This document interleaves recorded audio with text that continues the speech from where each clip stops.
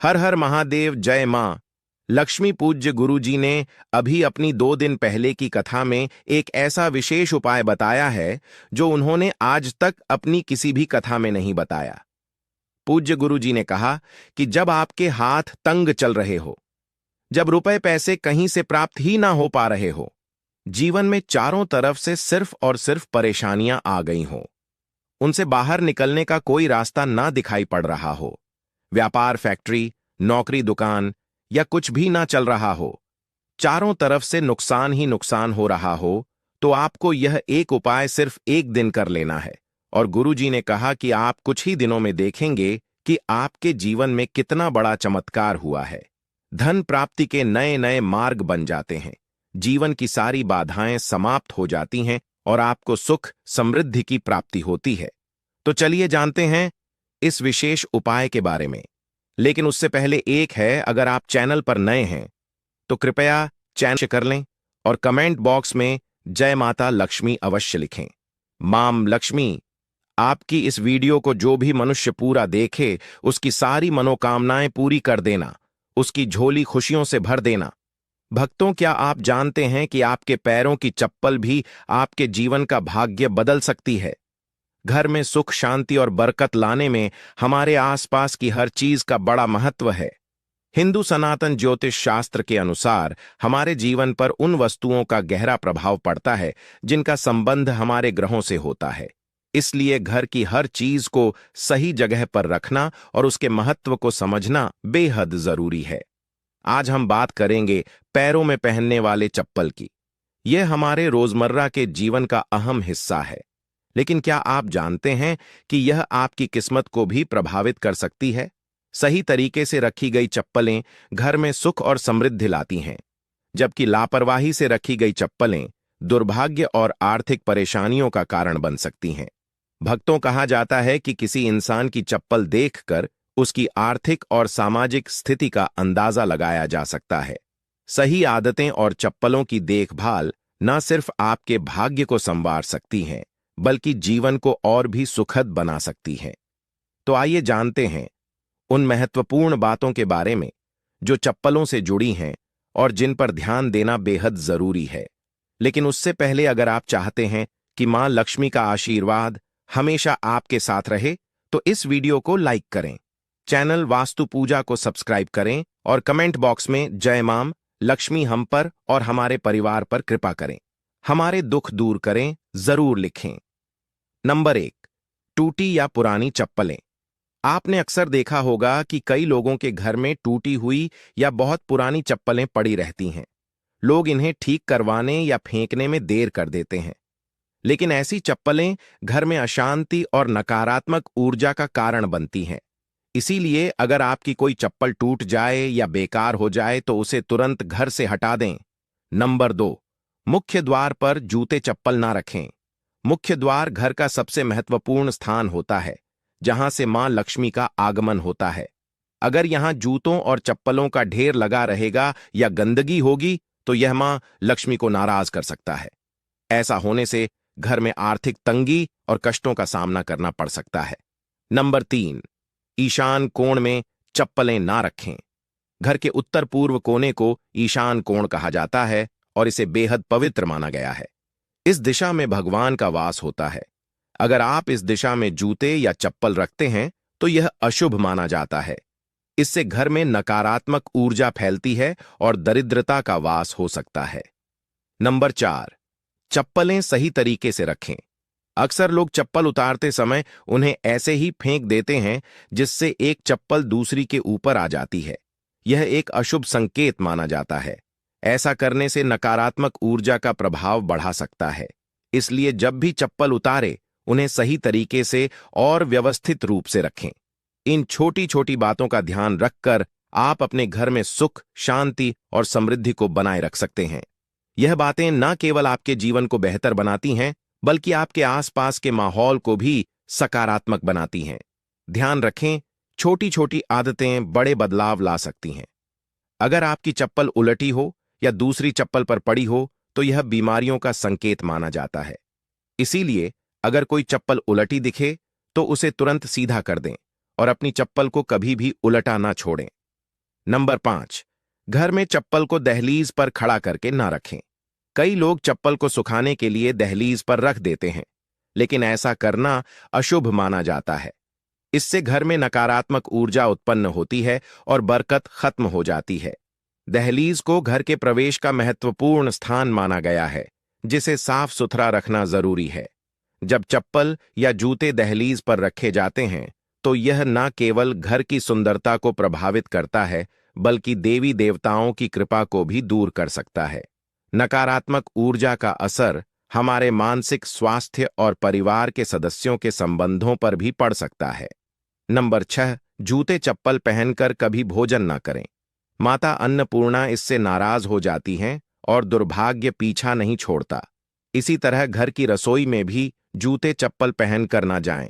यह बहुत अशुभ माना जाता है और इससे ग्रहों पर बुरा असर पड़ सकता है, जिससे जीवन में कठिनाइयां बढ़ सकती हैं। नंबर 7, घर के दरवाजे पर चप्पल उतारने से बचें। किसी को भी उपहार में जूते चप्पल ना दें। पुराने टूटे या घिसे हुए जूते चप्पल पहनना भी अशुभ माना जाता है। यह दुर्भाग्य को निमंत्रण देता है। अपने जूते चप्पलों को हमेशा साफ रखें और नियमित रूप से धोकर पहनें। घर में जूते चप्पल इधर उधर बिखरे ना रखें। जिस घर में चप्पल बिखरी रहती है, वहां शनिदेव का अशुभ प्रभाव पड़ता है। नंबर 8, अगर आप शनिदेव की कृपा पाना चाहते हैं, तो शुभ कार्य के लिए जाते समय या घर से बाहर निकलते समय फटे हुए जूते चप्पल कभी ना पहने। ऐसा माना जाता है कि फटे या टूटे हुए जूते चप्पल पहनने से कार्य में रुकावट आ सकती है। शनिदेव को फटे हुए जूते चप्पल अप्रिय लगते हैं, जिससे उनकी नाराजगी हो सकती है। इसलिए शुभ अवसरों पर हमेशा अच्छे और सही जूते चप्पल पहनने की सलाह दी जाती है। यदि संभव हो तो नए या अच्छी स्थिति में जूते चप्पल पहनें, ताकि आपकी यात्रा सफल और शुभ हो। इसके अलावा अगर आप किसी विशेष स्थान पर जा रहे हैं जहां अच्छे कपड़े पहनने की जरूरत है, तो जूते चप्पल भी आपके पहनावे का एक महत्वपूर्ण हिस्सा है। नंबर 9, शनिवार के दिन जूते चप्पलों का दान करना शुभ माना जाता है। खास तौर पर चमड़े से बने जूते चप्पल शनिवार को दान करने से शनिदेव प्रसन्न होते हैं। ऐसा माना जाता है कि यह दान इंसान की आर्थिक स्थिति सुधार है और जीवन की बाधाओं को दूर करता है। अलावा दान करने से इंसान के पाप कम होते हैं और पुण्य में वृद्धि होती है। यह न केवल मानसिक शांति देता है, बल्कि संतोष और आत्मिक प्रसन्नता भी प्रदान करता है। नंबर 10, घर में फटे पुराने जूते चप्पल रखने से बचे। पुराने और अनुपयोगी जूते चप्पल घर में रखने से नकारात्मक ऊर्जा फैलती है। इसका असर यह होता है कि घर में कोई ना कोई बीमार रहता है और गरीबी का वास बना रहता है। इसके साथ ही यह घर में वास्तु दोष भी उत्पन्न करता है। ऐसे जूते चप्पलों को या तो घर से बाहर निकाल दें या किसी जरूरतमंद को दान कर दें। नंबर 11, जिन लोगों की कुंडली में शनि ग्रह भारी होता है या जिनकी ग्रह दशा में शनि की 7.5 चल रही होती है, उनके लिए यह उपाय विशेष लाभकारी हो सकते हैं। उन्हें मंगलवार, शनिवार और ग्रहण के दिन जूते चप्पल खरीदने से परहेज करना चाहिए। अमावस्या के दिन भी जूते चप्पल ना खरीदें, क्योंकि ऐसा करना जीवन में नकारात्मक ऊर्जा और समस्याओं को आकर्षित कर सकता है। नंबर 12, किसी और इंसान की चप्पल पहनने से बचें। घर के सदस्यों की चप्पल इस्तेमाल करना सामान्य है, लेकिन बाहरी इंसान की चप्पल पहनने से आपको उनके दुर्भाग्य और संघर्षों का सामना करना पड़ सकता है। यह आदत अशुभ मानी जाती है और इसे हमेशा टालना चाहिए। नंबर 13, शनिदेव को प्रसन्न करने का एक आसान तरीका है। शनिवार को काले जूते पहनकर हनुमान मंदिर जाएं। मंदिर के बाहर जूते उतारकर हनुमान जी के दर्शन करें और प्रार्थना के बाद उन जूतों को वहीं छोड़ दें। यह जूते किसी जरूरतमंद के काम आएंगे, जिससे शनिदेव और बजरंग बली प्रसन्न होंगे। यह उपाय आपके जीवन की कठिनाइयों को दूर कर घर में सुख समृद्धि लाएगा। नंबर 14, अन्न और धन के भंडार वाले स्थान को पवित्र रखें। जहां घर का अनाज या धन रखा हो, वहां जूते चप्पल पहनकर कभी न जाए। ऐसा करना अशुभ माना जाता है और इससे धन हानि या अन्य की बर्बादी हो सकती है। इन स्थानों को साफ सुथरा और जूते चप्पल रहित रखना बेहद जरूरी है। नंबर 15, पुराने और अनुपयोगी जूतों का उपाय। शनिवार के दिन अपने किसी पुराने या अनुपयोगी जूते पहनकर किसी चौराहे पर जाएं। वहां जूते उतारकर प्रार्थना करें कि आपकी धन संबंधी सभी समस्याएं इन जूतों के साथ समाप्त हो जाएं। प्रार्थना के बाद उन जूतों को वहीं छोड़कर घर लौट आए। यह उपाय आपके घर में बरकत और आर्थिक समृद्धि लाने में सहायक हो सकता है। आपके अन्न और धन के भंडार हमेशा भरे रहेंगे। भक्तों, घर के मंदिर में जो एक लोटा जल रखा जाता है, उसका क्या करें? घर के मंदिर का लोटा कैसा हो? पीतल का हो, तांबे का हो, और घर के मंदिर में जो एक लोटा जल रखा होता है, उस जल का हम क्या करें? कुछ लोग करते हैं गलती और बाद में पछताते हैं। ऐसी गलती आप कभी मत करना, नहीं तो कंगाल हो जाओगे, बर्बाद हो जाओगे। घर के मंदिर में एक लोटा जल ऐसे कभी मत रखना। साथ ही जानिए, दीपक घर में कौन से पदार्थ का रखना चाहिए? तांबे का, लोहे का, पीतल का, कांसे या फिर स्टील का, कांच का या फिर माटी का। कुछ लोग घर में रखते हैं गलत दीपक और घर हो जाता है बर्बाद। इस पदार्थ का दीपक तो हम भी नहीं रखते। और जानिए, दीपक की लौ कच्चे कलावे से बनाए या रुई से या फिर सूती हाथ में बंधने वाले कलावे से कुछ लोग करते हैं, भयंकर गलती लग जाता है।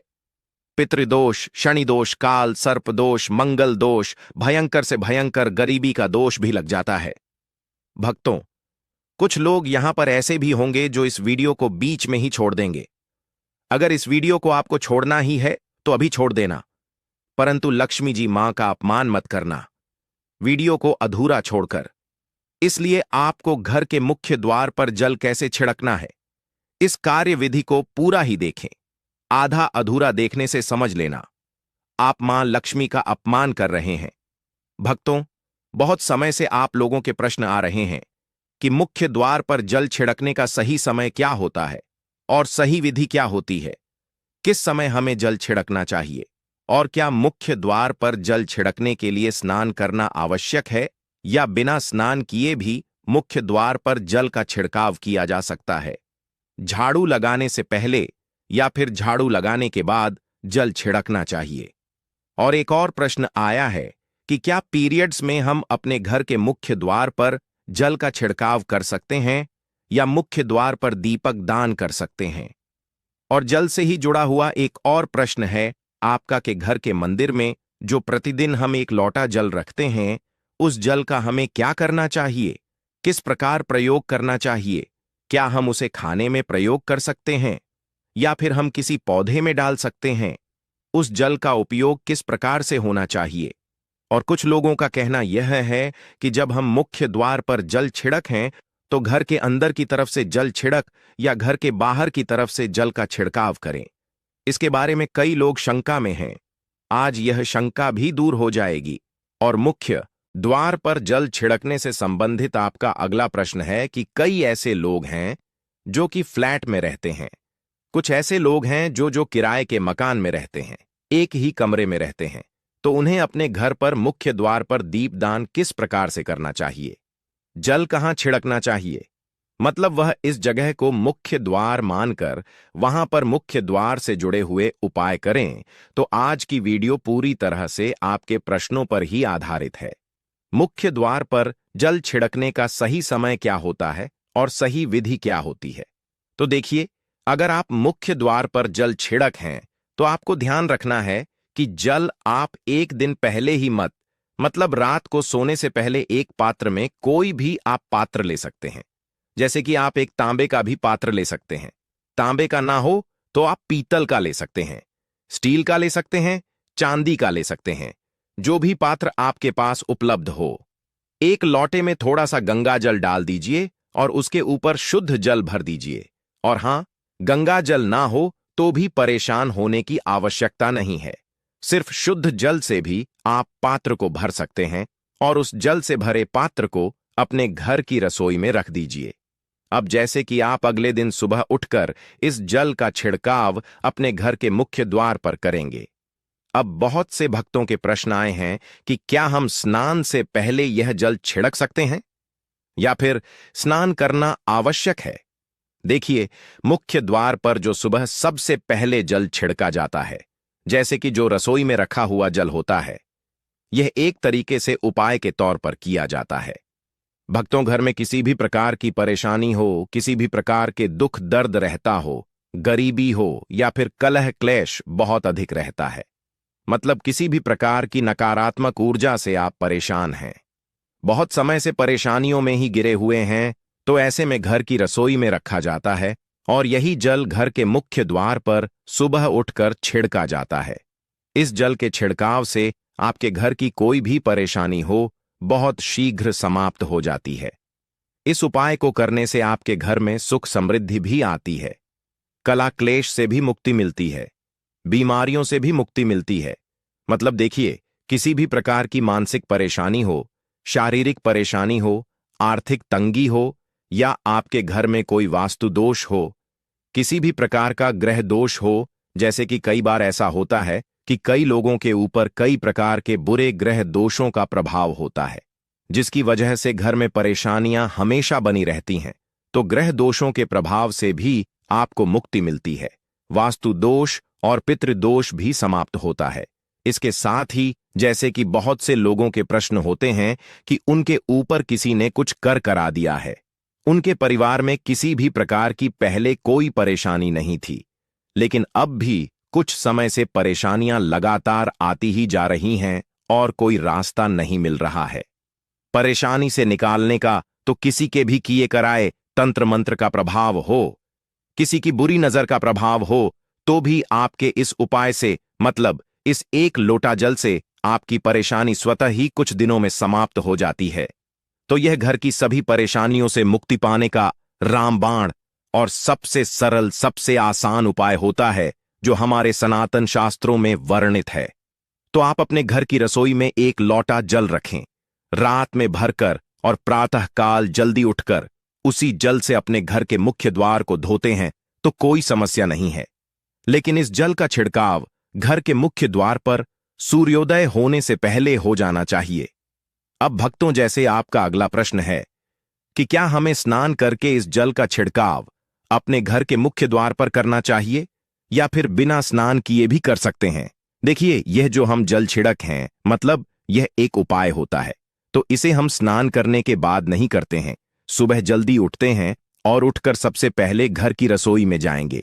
उसके बाद उस जल को लेकर आप घर के मुख्य द्वार पर जाएंगे। मुख्य द्वार खोलकर, मतलब मैन गेट खोल दीजिए और उसके बाद मुख्य द्वार पर इसी जल का छाह दीजिए, छिड़काव कर दीजिए। और जल का छिड़काव करते समय अपने पितरों का ध्यान कीजिए, मां लक्ष्मी का ध्यान कीजिए, क्योंकि कहा जाता है कि सुबह सुबह मां लक्ष्मी प्रत्येक द्वार पर आती है, सबके द्वार पर आती है, जिनके भी द्वार खुले होते हैं। जिनके घर में जल का छिड़काव मुख्य द्वार पर हुआ रहता है, उसके घर में प्रवेश कर जाती है। तो महालक्ष्मी का अपने मन में ध्यान कीजिए और एक तरह से प्रार्थना कीजिए, हे मां लक्ष्मी, आप मेरे घर में प्रवेश करें, मैं आपका स्वागत करने के लिए तैयार हूं। और इसके बाद अपने पितरों का ध्यान कीजिए, क्योंकि हमारे घर की दहलीज होती है, वहीं पर पितरों का वास माना जाता है। तो जब आप दहलीज पर जल के छींटे देते हैं तो आपके पितर बहुत प्रसन्न हो जाते हैं और उनका आशीर्वाद भी आपको प्राप्त होता है। तो सुबह जो आप जल छिड़के, इसके लिए स्नान करने की आवश्यकता नहीं है, बिना स्नान किए भी कर सकते हैं। भक्तों, वीडियो में आगे बढ़ने से पहले आपसे छोटा सा निवेदन है कि कमेंट बॉक्स में जय मां लक्ष्मी अवश्य लिखें। महालक्ष्मी जी, जो भी भक्त इस वीडियो को देख रहा है, उसके घर में सुख समृद्धि आए, उसके घर में कोई भी परेशानी नहीं आए और पूरा परिवार सुख शांति से अपना जीवन यापन करें। भक्तों, अगर तुम में से कोई महालक्ष्मी जी को मानता है, तो अगर सच में ही भक्त हैं, आप इस वीडियो को लाइक कर कमेंट बॉक्स में एक बार जय मां लक्ष्मी लिख देना और उसके मन में जो भी मनोकामना है वह पूरी कर देना। अब भक्तों, आपका अगला प्रश्न है कि क्या झाड़ू लगाने के बाद हमें जल का छिड़काव करना चाहिए या फिर झाड़ू लगाने से पहले भी जल का छिड़काव कर सकते हैं। तो देखिए, जैसे मैंने आपको पहले ही बताया था कि उठने के बाद सबसे पहला कार्य जो आपको करना है वह जल का छिड़काव ही करना है। उसके बाद आप झाड़ू लगा सकते हैं।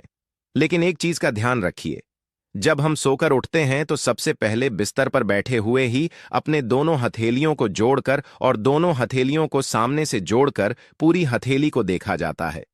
उसमें मां लक्ष्मी का ध्यान किया जाता है। उसके साथ ही 5 देवताओं का ध्यान किया जाता है। 5 देवता कौन कौन से होते हैं? मां दुर्गा, भगवान शिव, भगवान श्री हरि विष्णु, गणपति गजानन और भगवान सूर्य देवता। पंच देवताओं का ध्यान हम अपने हाथों में ही करते हैं, हथेलियों में ही करते हैं। करावस्ते लक्ष्मी का मध्य, सरस्वती कर मूल्यत ब्रह्मा प्रभाते कर, दर्शनम भक्तों। इस मंत्र का उच्चारण आप चाहे तो कर सकते हैं, नहीं करते हैं तो भी कोई बात नहीं। अपने इष्ट देव देवता का और 5 देवताओं का ध्यान अपनी हथेलियों में कर लीजिए। उसके बाद दोनों हाथ जोड़कर सभी देवी देवताओं को प्रणाम किया जाता है और उसके बाद अपने हाथ से पृथ्वी का स्पर्श करते हैं, धरती को छूकर प्रणाम करते हैं 2 बार या 3 बार, और उसके बाद अपना दाहिना पांव पृथ्वी पर रखते हैं, भक्तों धरती पर रखते हैं। उसके बाद ही बाकी के जो सभी कार्य होंगे वह उसके बाद ही किए जाएंगे। जल का छिड़काव आप उसके बाद ही करेंगे, मतलब सुबह उठने के बाद सबसे पहले हथेलियों के दर्शन, फिर को प्रणाम कीजिए, फिर धरती पर पैर रखें और उसके बाद रसोई में जाकर आपको जल लेना है और घर का मुख्य द्वार खोलकर मुख्य द्वार पर जल का छिड़काव करना है। मां लक्ष्मी का और अपने पितरों का ध्यान करना है। उसके बाद आप अपने घर में आ जाएंगे और उसके बाद जो भी आपकी रूटीन वर्क होते हैं, मतलब झाड़ू लगाएंगे या फिर आप स्नान करेंगे, या सभी कार्य उसके बाद किए जाएंगे। और अब जैसे कि कई लोगों के प्रश्न आते हैं कि जब हम जल का छिड़काव करते हैं, क्या उसी समय हम घर के मुख्य द्वार पर झाड़ू लगाकर और पानी डालकर क्या हम मुख्य द्वार की अच्छे से सफाई कर सकते हैं? जी हां, बिल्कुल कर सकते हैं। पहले आप जो रसोई में रखा हुआ जल है उस जल का छिड़काव कर दीजिए। उसके बाद और भी पानी डालकर, मतलब अगर आपके पास जल और उपलब्ध है तो और जल लेकर और घर के मुख्य द्वार की अच्छी तरह से झाड़ू से या कैसे भी सफाई कर सकते हैं। और कई लोगों के प्रश्न आए हैं कि हम किसी फ्लैट में रखते हैं या फिर किसी ऐसे कमरे में रहते हैं, किराए के कमरे में, कि हमारे पास एक ही कमरा है, तो हम जल का छिड़काव या फिर दीपक दान कहां पर करें, किसे हम अपना मुख्य द्वार माने? देखिए, जो आपका अपना कमरा है या फिर जो फ्लैट है आपका, जहां पर आपका नेम प्लेट लगा हुआ है, आप उसी स्थान पर दीपक दान करेंगे और उसी स्थान पर आपको जल का छिड़काव करना है। मतलब जहां पर अगर एक ही कमरे का मकान है तो आपके कमरे का दरवाजा है, वहीं पर आपको थोड़ा सा जल छिड़क है और वहीं पर आप दीपक दान भी करेंगे, जो कि मुख्य द्वार से जुड़े हुए उपाय होते हैं। वह आप अपने घर के, मतलब जो अपना कमरा है उसके बिल्कुल दरवाजे के पास ही करेंगे। और आपका अगला प्रश्न है कि क्या पीरियड में हम अपने घर के मुख्य द्वार पर जल का छिड़काव कर सकते हैं, दीपक दान कर सकते हैं? देखिए, जल का छिड़काव करने के लिए पीरियड हो या ना हो उससे कोई फर्क नहीं पड़ता, जल का छिड़काव कर सकते हैं। रही बात दीपक दान की, तो दीपक दान देखिए कार्मिक पूजा में आ जाता है और कार्मिक पूजा हम बिना शुद्ध हुए नहीं कर सकते हैं, मतलब पीरियड समाप्त होने के बाद ही आप कर सकते हैं। भक्तों, बाकी जल का छिड़काव आप कभी भी कर सकते हैं, पीरियड्स में भी कर सकते हैं, कोई समस्या नहीं है। और अब आपका प्रश्न है कि क्या घर के मंदिर में जो हम जल रखते हैं क्या वह रखना जरूरी है, और अगर हम रखते हैं तो उस जल का क्या करें?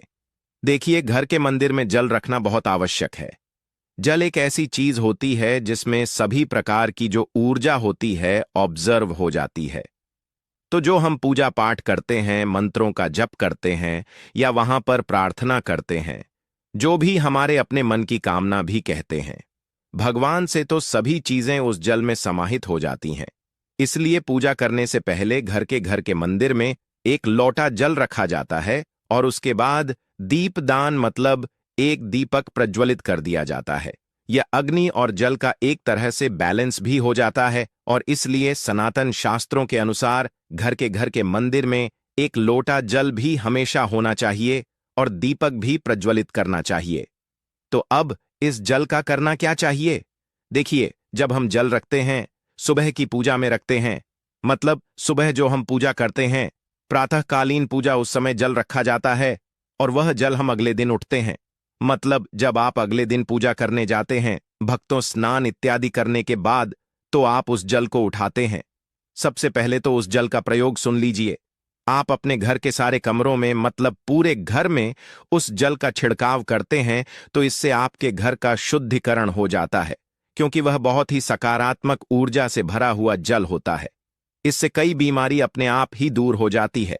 उस जल का छिड़काव करने से किसी भी प्रकार की नकारात्मक ऊर्जा का प्रवेश आपके घर में नहीं होता। किसी भी प्रकार की परेशानी आपके घर में हो, अगर आप नियमित तौर पर उस जल का छिड़काव करें अपने घर में, तो निश्चित ही आप परेशानियों से मुक्ति पा जाते हैं। किसी के कर तंत्र मंत्र के प्रभाव से मुक्ति पा जाते हैं। दूसरा इसका उपाय आप कर सकते हैं, जैसे कि घर में कोई बीमार है तो आप इस जल को उस व्यक्ति को पीने के लिए दे सकते हैं। और यह जल इतना शक्तिशाली होता है कि इस जल को पीने से बड़ी बीमारियों से, मतलब लंबी बीमारियों से भी धीरे धीरे राहत मिलने लग जाती है। कई बार होता है ना कि आप लोगों के प्रश्न आते हैं कि दवाई तो हम कर रहे हैं, लेकिन दवाई हमें लगता ही नहीं है।